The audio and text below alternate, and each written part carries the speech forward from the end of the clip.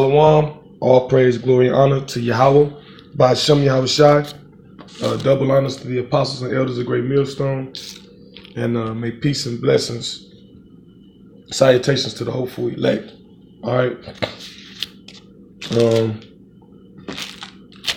get a couple of notes together, but yeah, we got another minor glitch in the matrix. All right, coming up against this truth. And the guy is an Israelite, you know. He's a so-called Negro. Now, if you been paying attention in the Israelite community, there's been a lot of guys bucking up against this what we pushing, what we teaching, which is the Bible. You know, we're teaching the scriptures and what they mean in truth. But you got guys such as Ricky Gantz.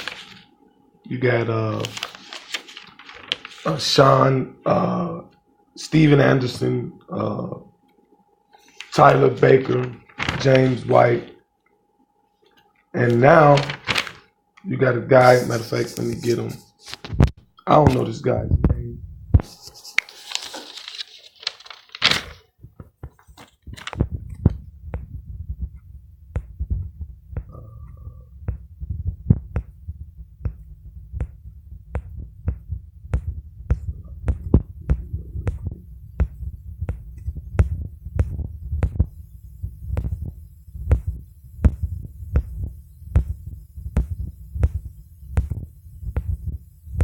This guy, okay, supposed to be one of our people. He's telling us what I do with that section of my notes. Okay, anyway, just got to go on the speed. Yeah, let's click on this guy.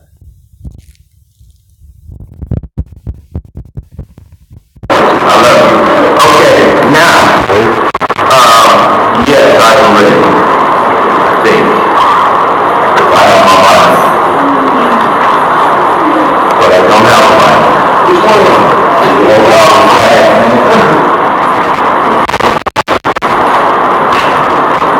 Now, okay. The title of this message is called Black History from the Bible. Warning to Hebrew Israelites. What do you mean? What is black history, man? Black mean let's get what black mean, man. What do you mean black history, man? These guys have no understanding, man. We already on dictionary.com. Look up black.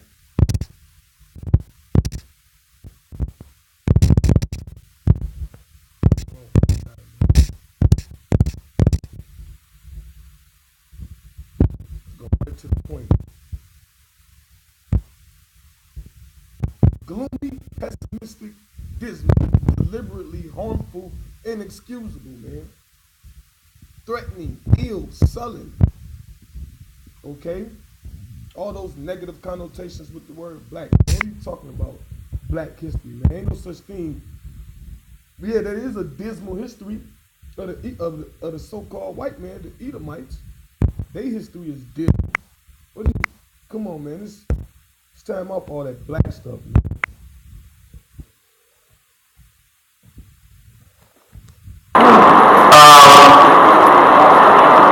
When the Lord gave me this message, to me it was not as important to me. So I really had to pray about it and ask God, do you really want me to speak on this? Because I'm comfortable. I know who I am because I've got my history from scripture and not from Egyptology books, although I have studied Egyptology. I have to get my history from men. I only know why. If he got his history from, first of all, the Lord ain't gave him no message, man. Because if the Lord gave him a message, he would understand that through the Bible told him that he's a Hebrew Israelite. Okay? What the Bible tells me about who I am as a black person. You know what? Okay? You know why? Look, the Bible tells me who I am as a black person. If the Lord was dealing with him and he had any understanding, he would understand he was a Hebrew Israelite. And when you read the Bible and you read that begat, don't skip over that. That's a genealogy. Like, that's genealogy, man. That's how you trace your lineage. The Bible outlines lineage too, man. When you read all them names, suffer through that. The history of this is incredible because God had to keep a promise to Abraham that he would have multiple seeds in the earth. Okay, that means all over the world there would be people of faith or by blood relatives that would be descendants of Abraham. Okay. No, it ain't or. It ain't by faith or by blood. It's both, man. You gotta be, it ain't either or. You gotta have faith in Yahweh Bashim Yahushai and be of the blood and the seed of Abraham, man. What are you talking about? Abraham had many seeds, but the promise was to what? It was to one. Okay?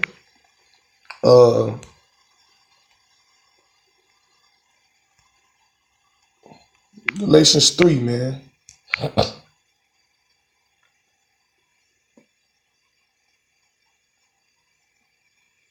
Start at 14. That the blessing of Abraham might come on the Gentiles through Yahweh Shai Mashiach, that we might receive the promise of the Spirit through faith. Now don't get all bugged out, all right, from the word Gentile, man. Because a Gentile in the Greek is Hellenist, man. Right here say ethnos, but the Gentile word, the word Hellenist, it means a Greek-speaking Jew, man. It says a tribe, nation, people group. Not all. And what tribe, nation, and people group is they talking about? They talking about the people group of the Israelites. It say a race as of the same habit. That is a tribe. But they went off when they said a foreign, non-Jewish. Okay. Because if you're an Israelite and you're not living and practicing the customs as an Israelite, then you become a Gentile. Okay, you looked at as a Gentile. All right. It says, "Brethren, I speak after the manner of men, though it be but a man's covenant. Yet if it be confirmed, no man disannul it or add it thereto." Yeah, you can't. You can't graft in heathen nations into this thing, man. Verse 16, this is the point. Now to Abraham and his seed were the promises made. He said, not into seeds, not plural, because Abraham had many kids. As of many, but as of one. And to thy seed, which is Mashiach. So what is that one? What was that one was Isaac.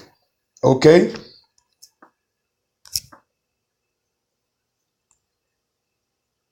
Oh, it's right here. There is neither Jew nor, you see, this is the verse people like to use. There is neither Jew nor Greek. There is neither bond nor free. There is neither male nor female. For ye are all one in Mashiach Yahushai. Now let's click on Greek. Now it says Helen. Okay.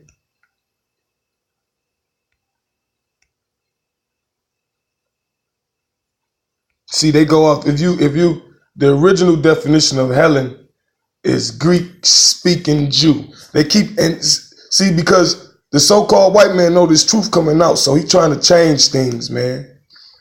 It says Jews, it say in a wider sense, the name embraces all nations, not Jews that made languages, customs, and learning of the Greeks their own. No, Helen is someone that was a Jew that embraced the traditions of the Greeks, man. Let's see if we can get that in let's see if they got that on matter of fact, let me look it up. See if we can get that on Google. Helen.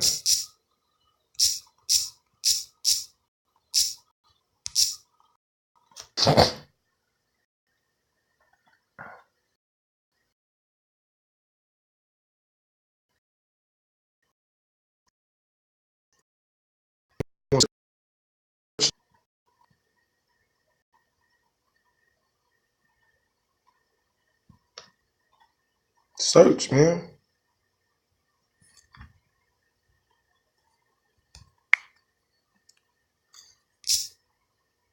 Let's see what they say.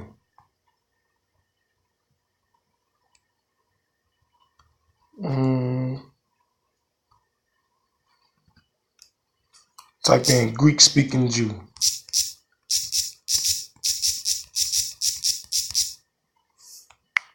It might give it to me then.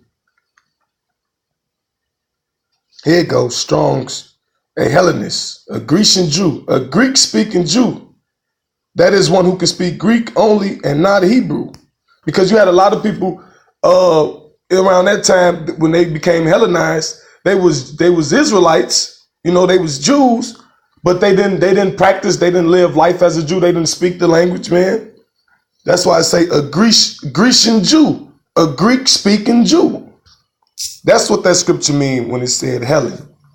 I mean, when that's the true definition, not this one. That's what it means. There is neither Jew nor Greek. All right, because you had the Israelites that knew they were Israelites and lived and practiced the customs, and you had some that didn't, but they still of the same seed. So salvation is open to them. Verse 29. And if ye be Mashiach, it says Christ, but in the that word Christ is Greek. In the Hebrew, it'll be Mashiach. It say, and if ye be Mashiachs, then are ye Abraham's seed. But it says, and heirs according to the promise. Heirs according to the promise. According to the promise, it was Abraham. Why do you think it's always Abraham, Isaac, and Jacob? If it wouldn't, if it didn't end with Jacob, it just would have been Abraham. You wouldn't be hearing, you wouldn't hear Abraham, Isaac, and Jacob. You would just hear Abraham all the time, man. But it was it continued through Isaac, and it was finished with Jacob, man. It started with Abraham, continued with Isaac, finished with Jacob. That's why it's Abraham, Isaac, and Jacob. You know, just saying Abraham, that's saying Isaac and Jacob is irrelevant, man. The promise is complete through the seed of Jacob. All right. Let's go back to this dummy, man. Let's look up, because you know what? This guy is a coon, man. That's what Esau do. Esau doesn't have enough spirit, you know, to just like fool us by himself like that, man. That's why he have to get our people. Okay? He got to get our people against us, man. Let's look up coon. Because this guy's a coon, man.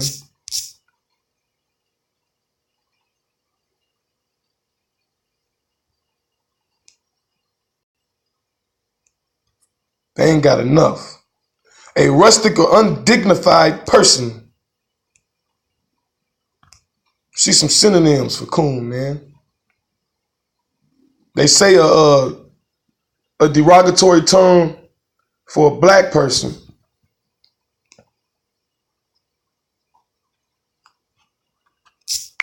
We'll just leave it at that. Undignified person, man. A contemptuous term used to refer to a black person. And why is it contemptuous, man? Because he undignified, man. Sellout, Uncle Tom. Those some synonyms. A yes, a boss. All right. Go back to this dude.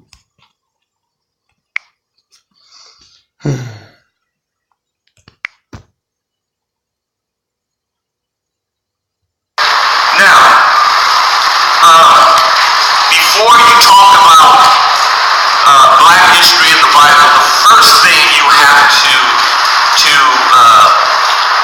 clarify is that Jesus Christ, the gospel of Jesus Christ, is before Egypt.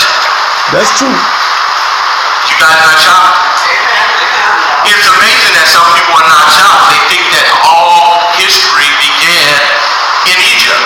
Because so Egyptology hasn't mentioned it, or there's one pastor, I'm not even mentioning his name, he went to Egypt and went on a tour and came back and took the crosses off his church and put an Egyptian on the church and told the church that Jesus Christ is not his real name. His real name is Horus. Jesus Christ is not his real name. And nobody left the church though. So all the people were sitting there, and as he dropped this new profound Latin knowledge, and they put a big ark on the front of the thing and put one under the church, and I said that is a symbol of the worship of Amun-Ra, some sexual demonic idol, right? And but since they saw that it was black, they were just so happy. What is wrong with us? Just suffer a little bit more. What is wrong with us is the fact that when you're displaced and you don't know who you are and you try to get your information from someone else, then you're going to end up with a mess. Okay? That's true. And it goes across culture because even though Satan tries to give black people a tradition, he's got a tradition and a lie for every culture, okay? Because there was no... Oh, Salakia.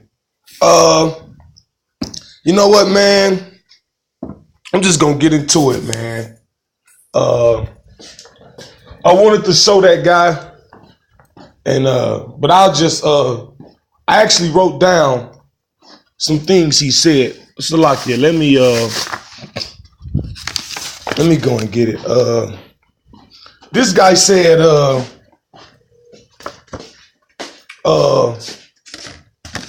when you, at the 5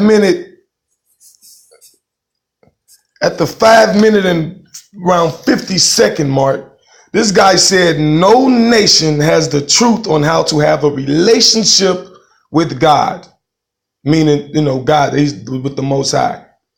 Now that's blatantly against the scriptures. Okay, let's get that.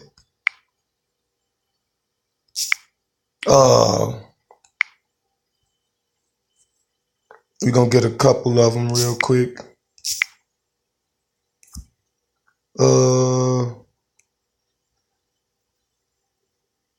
Let's see. Let's get Amos 3:1 real quick.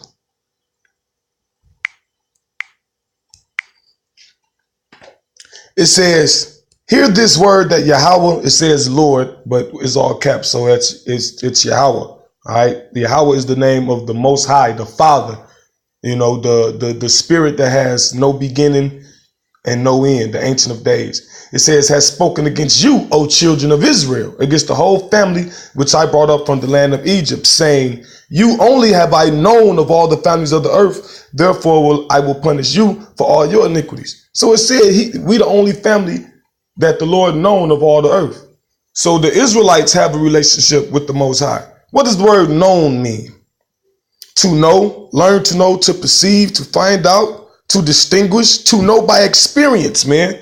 So when you got a relationship with somebody, in a relationship, you got experience with each other. Different things happen between you, man.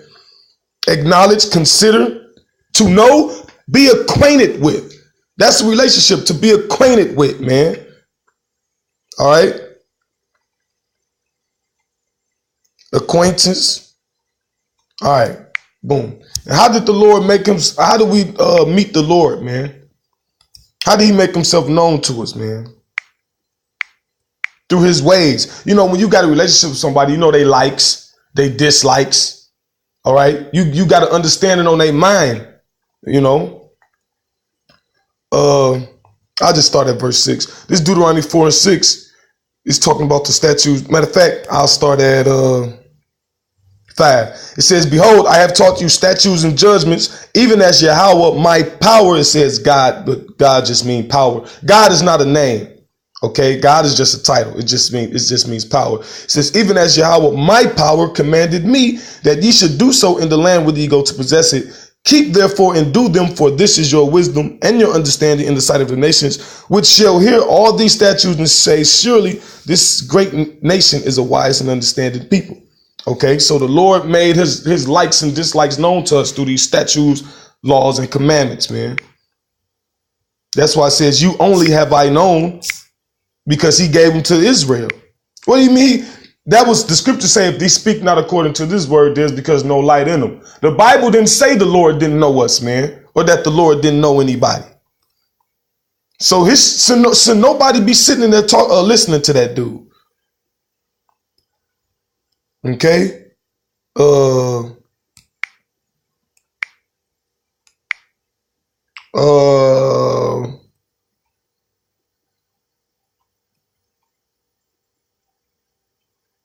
This is Baruch chapter 4, verse 4. It says, O Israel, happy are we, for things that are pleasing to God.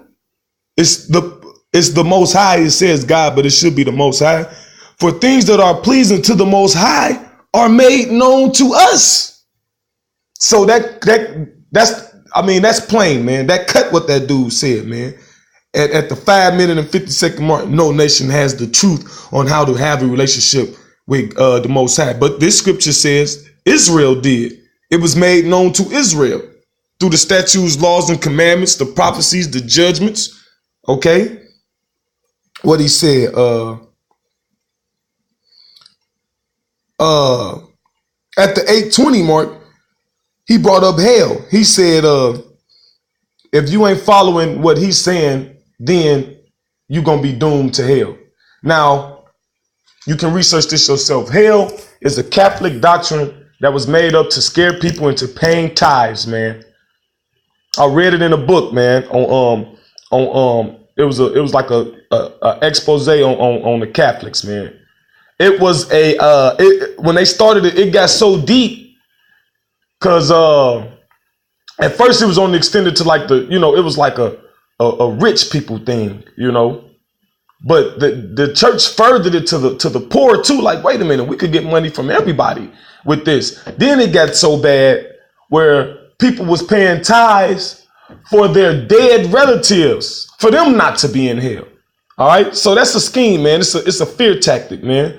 The Bible don't teach that. Let's get talking about some hell, man. Let's get Ecclesiastes 12:7. It says, then shall the dust return to the earth as it was. The dust is what? Your body. Your body is made up of the minerals of the earth, man. Okay? And the spirit, your soul within you shall return unto the Most High who gave it. It didn't say if you was a good person, it was going to go here. If you was a bad person, you was going to go there. It said your body go back to the ground, it decays, it decomposes, maggots and worms, etc. But then your spirit go back to the Lord who gave it, man. That's what the scripture said.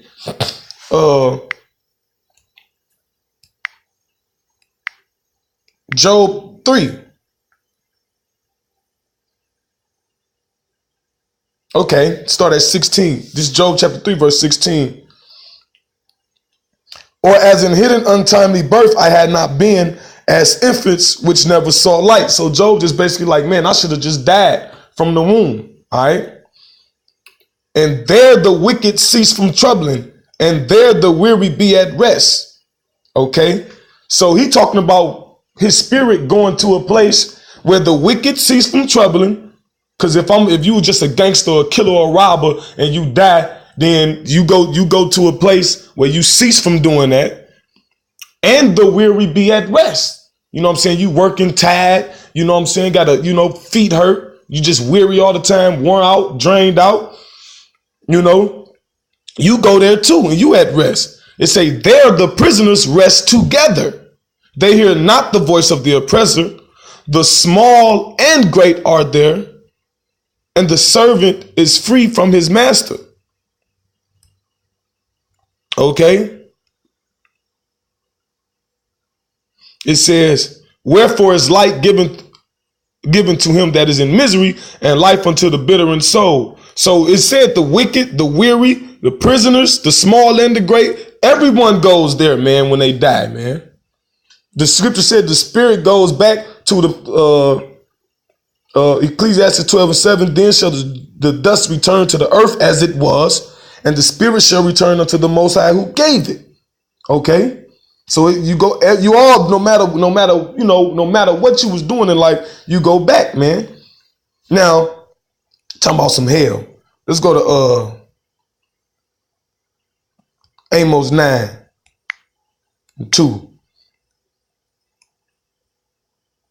It says, though they dig into hell, thence shall my hand take them. Though they climb up to heaven, thence will I bring them down. So how can you dig into hell? Hell's supposed to be a dimension. Hell is not the core, the earth's core, man. In science, they teach you the core of the earth is just a ball of fire. All right. You can't, and as far as the core, all right, you got the crust. They got it set up where you got the crust, right? And that's what we live on. Now, after the crust, you got the upper mantle, you got the lower mantle, then you got the core. Now, we only can dig so far deep within the crust without passing into the mantle.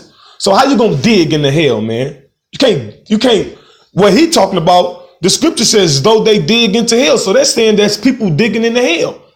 So you can't dig. They not digging into the earth's core. They're not digging into they're not digging into another fiery dimension like this guy telling these people. They digging into the ground because hell means the grave, man. Hell means the grave or a condition, man. And people know that without subconsciously. That's why I'm going through hell. I'm in a bad condition, man. Well, you might say, man, it feel like heaven. You know what I'm saying? You in a good condition, man. But simply put, hell can mean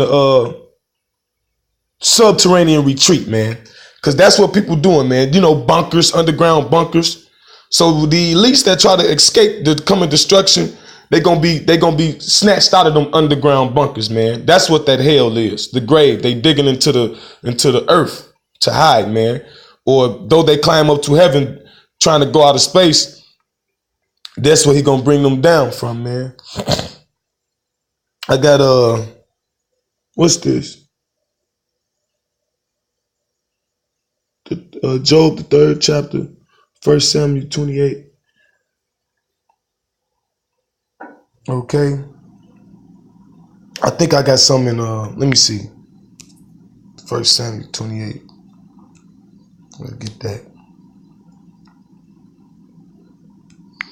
28th chapter.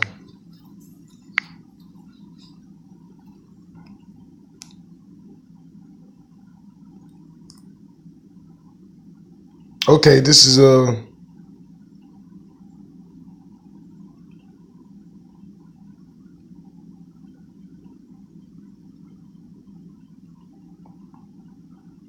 this is 1 Samuel 28. And Samuel said to Saul, why hast thou disquieted me to bring me up? And Saul answered, I am sore distressed, for the Philistines make war against me, and God is departed from me and answered me no more, neither by prophets nor by dreams. Therefore I have called thee, that thou mayest make known unto me what I shall do. Okay, so look. They say, now Samuel was dead, and all Israel had lamented him and buried him in Ramah, even in his own city. And Saul had put away those that had familiar spirits and the wizards out of the land. So Samuel died.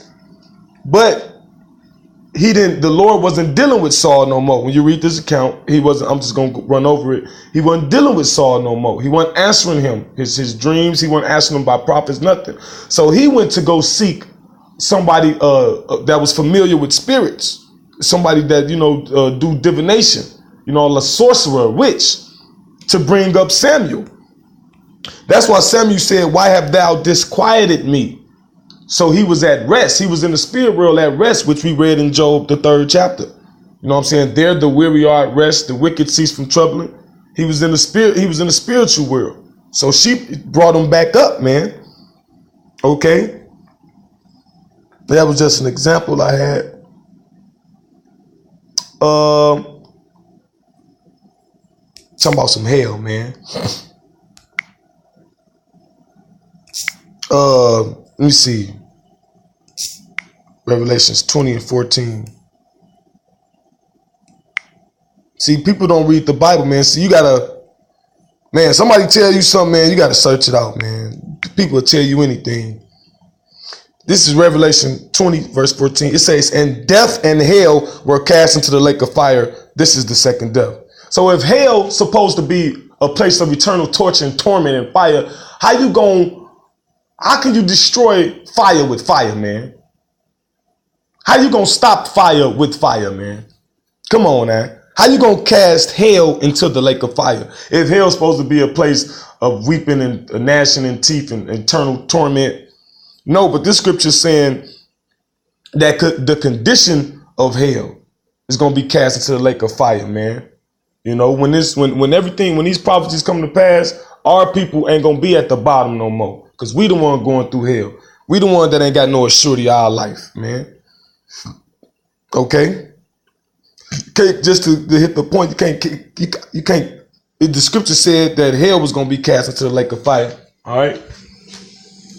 It makes no sense if hell is true. I mean, if hell is a place where you go to when you bad, or if you don't be good, the devil gonna get you. You know, all that little all those fairy tales that you told growing up, man. All right, let's see what else this guy said. Oh, and he said there's only one name, Jesus. Jesus is the name and all that. Well, first of all, Jesus is, in actuality, Jesus is not even it's not even real. Like the name Jesus, that's not even real, because in the 1611 Bible, there was no letter J. So if the letter didn't even exist until recently, then, you know, like, what is that? Because the Greeks, okay, look. In language, the letter J is only in the English language. Okay? And you got to understand, English comes from other languages. Like if in the Greek alphabet, there is no letter J. Like alpha, beta, gamma, all the way down to omega, there's nothing with the J sound in there. In Spanish, they say hey. Aba, C, D, E, F, he, H, I, jota. Matter of fact, the J would be jota. Ain't no J in the Spanish, man. Ain't no J in the Hebrew. And the Lord was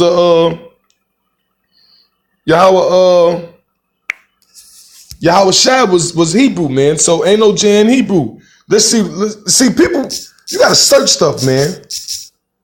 Listen to this, the letter J. Look what it's going to say.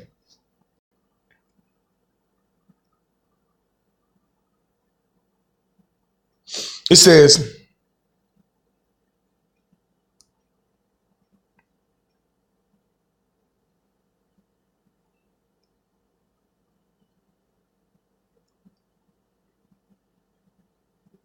see, I ain't going to click on none of these, but it's, because it's plain. It said, I'm going to read some of the letter J wasn't invented until the 1500s, so there was no official Jesus, John, Jacob, Jonah, Joseph. No, those people existed, but they wasn't their names, man.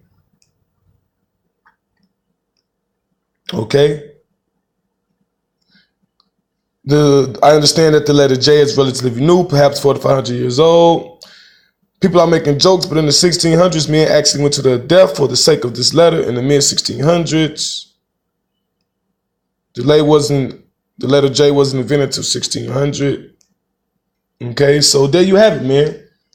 Wasn't the Son of the Most High, wasn't he walking on earth before the 1600s, man? So what was his name when he was walking on earth, man?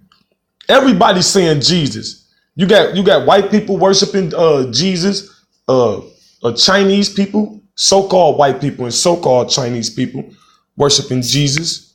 But what the scripture say? The scripture said there's only one name under heaven whereby we can be saved, and that we is the Israelites. So why is everybody calling on Jesus?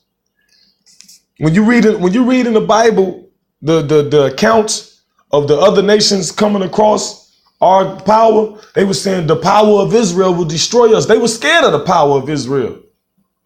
They wasn't, like entreating the power of Israel, praying to him. They were scared of him because they knew he wasn't their power, man.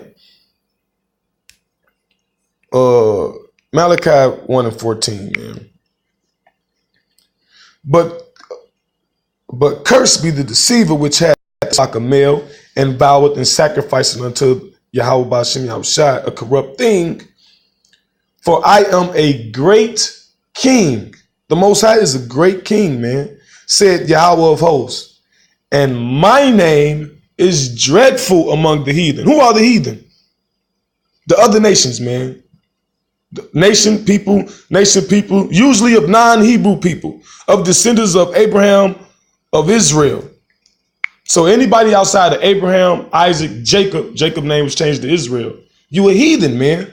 And the Lord's name, the Most High's name, and through his son is dreadful, man, to you. Fear, revered, afraid. To be fearful, dreadful, to cause astonishment, awe, to make afraid, man. So you're not going to be calling on, you're not supposed to be calling on our power, man. It's fearful to you. And Jesus ain't fearful to nobody.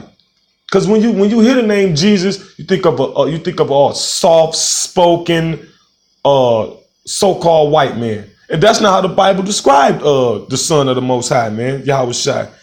He wasn't no soft-spoken, so-called white man. He was the exact opposite of that. Okay, he was literally the exact opposite of that. Revelation 1:13 through 15. His voice was the sound of many waters. That's not soft-spoken. His hands and his hair were white like wool.